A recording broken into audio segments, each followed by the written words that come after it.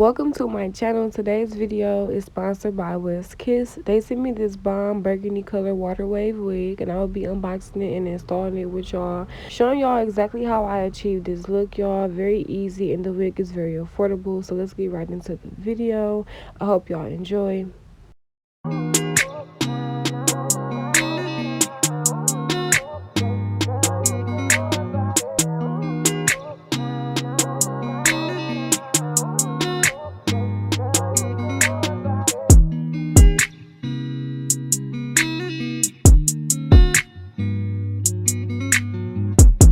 So guys, the wig did come in this little baggie. Inside came a bonnet, lashes, a wig cap, and a edge brush. This is how the wig looks when it is fresh out of the box.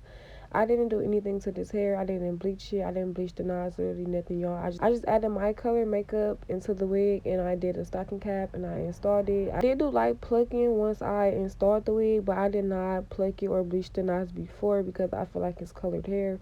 There's really no reason to be bleaching it. But I don't know, to each his own. I don't know, works for you is what works for you, but this works for me. So y'all, let's get right into this video.